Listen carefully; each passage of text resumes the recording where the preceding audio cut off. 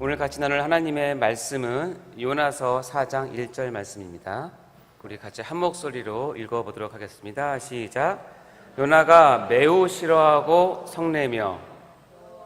너무 짧죠? 우리 짧으니까 한 번 더 읽어볼까요? 시작. 요나가 매우 싫어하고 성내며. 우리가 지난주에 전교인 순례를 통해서 은혜를 많이 받으셨으리라 믿습니다. 요나 없고 튀어 라는 이 독특한 제목의 강의 주제를 가지고 8차례나 진행된 이 담임 목사님의 진짜 어디서도 볼 수 없고 기발하고 이 깊이 있는 설교 말씀을 잘 들으시고 또 어떤 감동과 결단을 하셨는지 여러분 참 궁금하기도 합니다. 우리는 이 요나 선지자라는 인물을 통해서 비록 하나님의 선지자라 할지라도 자기 자신을 죽이지 아니하면 언제나 놀부신 뽀를 가진 그런 사명자가 될 수밖에 없음을 알 수 있었습니다. 그래서 오늘은 지난 수요 새벽 설교 때 했던, 기억나시나 모르겠는데요, MBTI 신앙에 속죄합시다에 이어서 자기의 성격대로 사역하는 것이 얼마나 어리석은 것인가에 대한 교훈을 오늘 받고자 합니다. 그래서 먼저 지난 시간에 했던 것들을 여러분 혹시 모르신 분 있을까봐 간단하게 복습한다면 MBTI라고 하는 게 있습니다. 여기 보면 MBTI 테스트는 사람의 성격 유형을 분류하는 도구로서 마이어스 브릭스 타입 인디케이터의 약자 MBTI입니다. MBTI는 개인의 성격을 4가지 주요 분야에서 분석하고 그 결과를 조합하여서 총 16가지 성격 유형 중에 하나가 어디에 속하는지 이렇게 테스트하는 어떻게 보면 심리 테스트, 성격 테스트 비슷한 것입니다. 이 중에서 이 4가지 주요 분야라고 하는 것은 전에 잠깐 말씀드렸지만 사람이 어디서 에너지를 얻는지, 어디에 집중하는지에 따라서 외향형인지 내향인지 E 또는 I, 또 정보를 받아들이는 방식이 감각적인지 직관적인지 SN, 그다음에 의사결정을 할 때 논리를 중요시하는지 아니면 감정을 중요시하는지에 따라서 T와 F, 이렇게 사고와 감정, 그리고 외부 세계에 대한 태도를 어떻게 나타나느냐에 따라서 판단, J와 인식, P로 이렇게 나눕니다. 그래서 각각 2가지씩 해서 조합을 하면 총 16가지가 나오는데요. 이렇게 보면 이제 각각의 16가지를 이렇게 인터넷에 보면 또 여러 가지 이렇게 분석을 합니다. 뭐 전략가, 논리술사, 통솔자, 변론가 이렇게 하고, 뒤에 보면 뭐 현실주의자, 수호자, 또 밑에 보면 연예인, 이런 타입이 있다라고 합니다. 그리고 재밌는 거는 우리 성경에서 잘 아는 인물들도 이 MBTI에 맞춰서 이렇게 분석을 해놓은 그런 자료들도 있습니다. 우리 저번 시간에 바울은 ENTJ라고 했던 거 기억나시나 모르겠어요. 예후도 그랬고요. 이런 것들이 MBTI를 그냥 재미있게 보면서 나 자신을 돌아보는 그런 것입니다. 그러나 이제 여러분 보시면 우리 저번 시간에 우리가 이렇게 같이 말씀을 나누고 교훈을 받았듯이 아무리 16가지의 다양한 형태의 성격이 있더라도 하나님의 사람, 즉 성도들은 오직 한 가지 신한 성격을 갖게 되었다고 제가 강조를 했습니다. 혹시 기억나시나 모르겠습니다. 그것은 바로 GBCP형 신앙 성격입니다.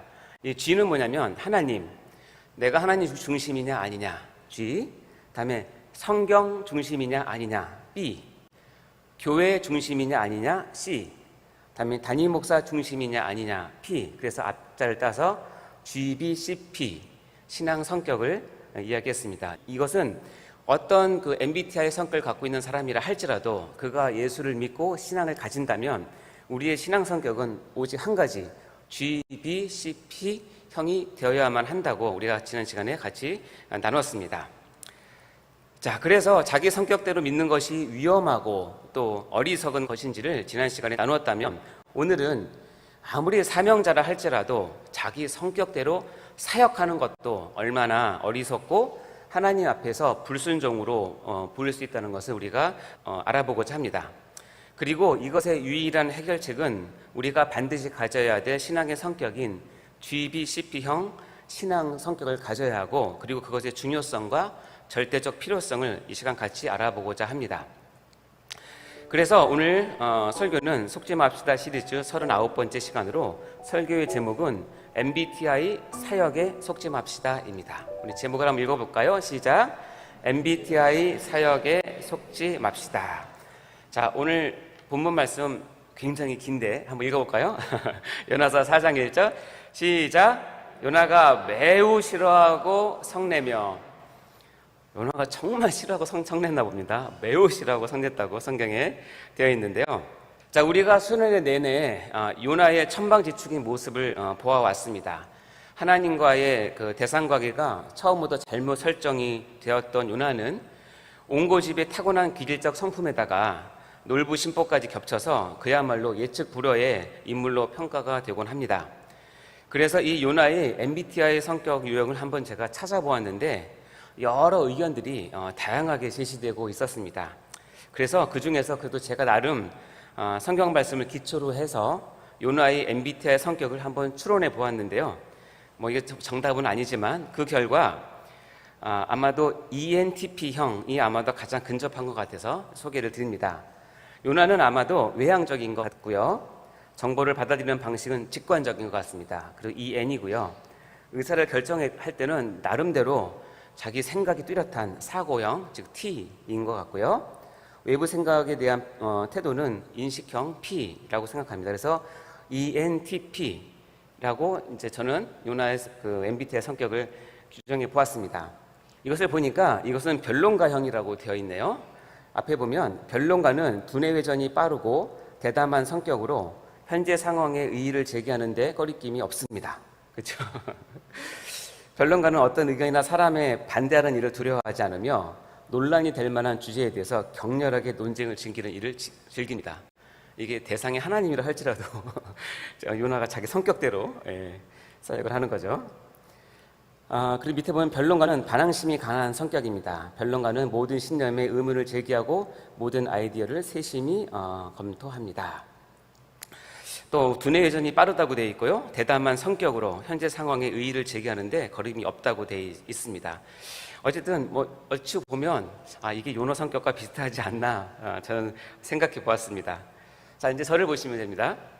요나는 하나님께 부름받은 선지자이고 그래도 하나님의 말씀을 받은 말씀 사역자입니다. 그럼에도 불구하고 요나는 이 자기 인식을 제대로 하는 것에 실패한 듯합니다.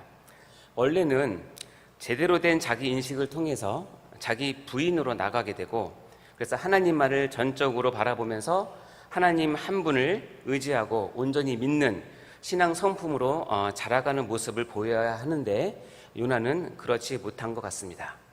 그래서 요나는 신앙 성품인 GBCP가 제대로 자리 잡지 못한 그런 안타까운 모습을 보이게 됩니다.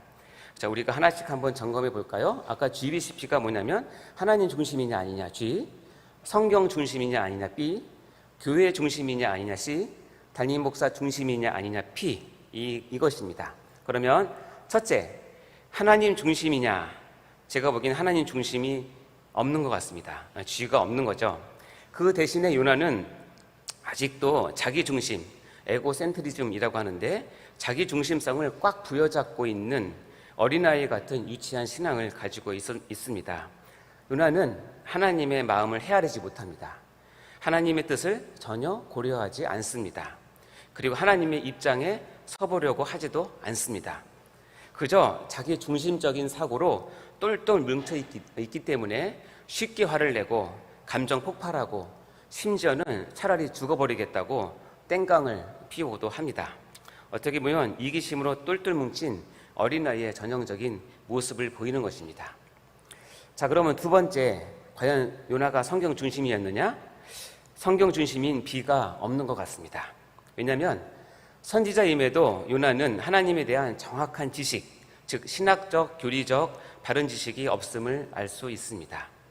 요나는 하나님이 부르셨을 때에 여호와의 얼굴을 피하여 다시스로 도망가고자 합니다. 아마도 거기에 가면 다시스는 굉장히 먼 곳이기 때문에 하나님이 없는 줄 알았던 것 같습니다. 그 당시 선지자 고시를 안 받나 봅니다. 그 시험 봤으면 나갔을 텐데요. 하지만 이것은 하나님의 말씀을 잘 모르는 무지에서 나오는 어리석은 행동인 것입니다. 이미 성경에서는 무소부재하시는 하나님을 여러 곳에서 기록해 놓았는데 아마 요나는 성경책을 잘 안 본 것 같습니다. 그야말로 대표적으로 덮어놓고 믿는 신앙인 것입니다. 성경을 덮어놓고 읽지도 않고 성경 공부도 하지 않은 채 요나는 선지자라는 직분을 감당을 하고 있는 것입니다. 어쩌면 우리의 모습과 그리 비슷한지요. 무소부지하신 하나님에 대해서는 이미 수백 년 전에 다윗의 입을 통해서 하나님 자기 자신을 충분히 계시를 하셨는데도 말입니다. 우리가 시편 139편 7절과 10절을 보면 여기 색깔이 칠해지는 것을 주위에서 보시면 무소부지하신 하나님을 느낄 수 있는데요. 같이 한번 읽어보겠습니다. 시작. 내가 주의 영을 떠나 어디로 가며 주의 앞에서 어디로 피하리까? 내가 하늘에 올라갈지라도 거기 계시며 스올에 내 자리를 펼지라도 거기 계시니이다. 내가 새벽 날개를 치며 바다 끝에 가서 거주할지라도 거기서도 주의 손이 나를 인도하시며 주의 오른손이 나를 붙드시니이다. 아멘. 그래서 요나는 성경 중심의 신앙 인격이 매우 약했습니다. 이것은 필연적으로 하나님에 대한 오해로 가게 되어 있는 것입니다. 세 번째, 요나는 과연 교회 중심이냐 아니냐? 제가 보기엔 교회 중심인 C가 없는 것 같습니다. 결국 하나님에 대한 오해는 결국 하나님의 공동체에 대한 오해로까지 이어지게 됩니다. 필연적으로요. 이스라엘의 하나님은 절대로 이방인의 하나님이 될 수 없다는 오만이 지금 요나에게는 가득한 것 같습니다. 쓸데없는 선민사상, 엘리트 의식이 가득 차자 요나는 니느웨 백성이 회개하는 것을 보면서 매우 싫어했고 성을 내었습니다. 오늘 본문에서 읽어봤죠? 그러자 하나님은 이렇게 되묻습니다. 요나서 4장 4절 말씀 시작. 여호와께서 이르시되 내가 성내는 것이 옳으냐 하시니라.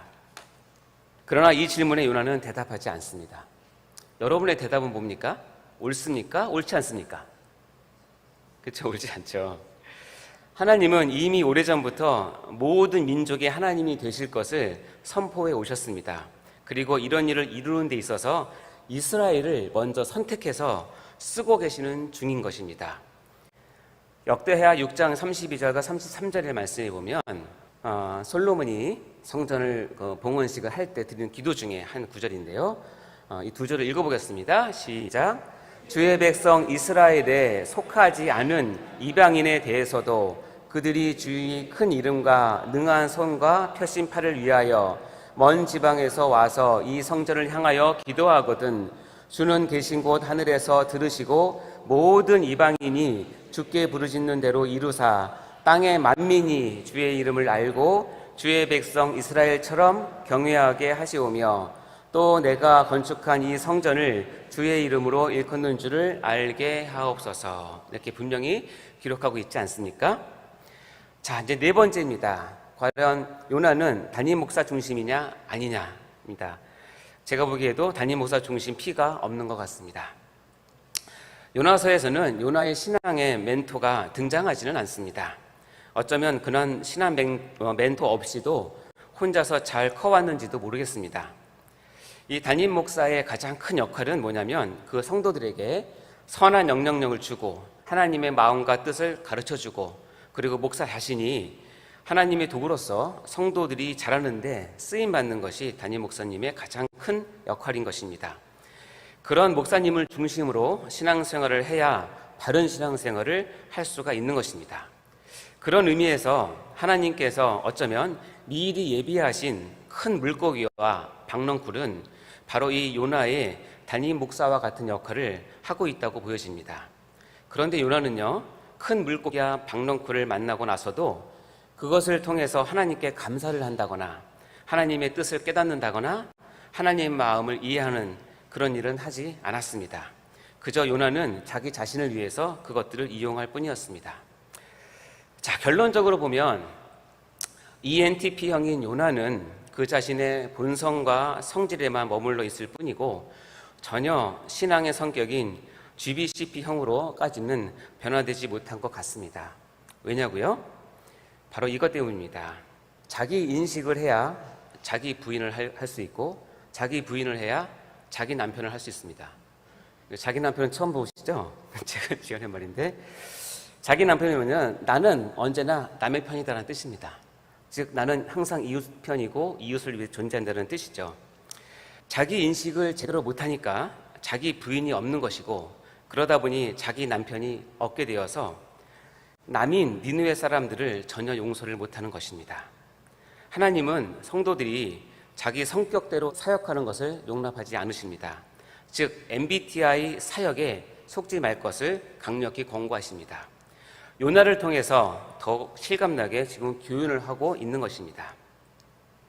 사랑하는 성도 여러분, 우리는 종종 우리의 성격대로 믿고 우리의 성격대로 사역하는 것에 너무나도 익숙한 사람들입니다.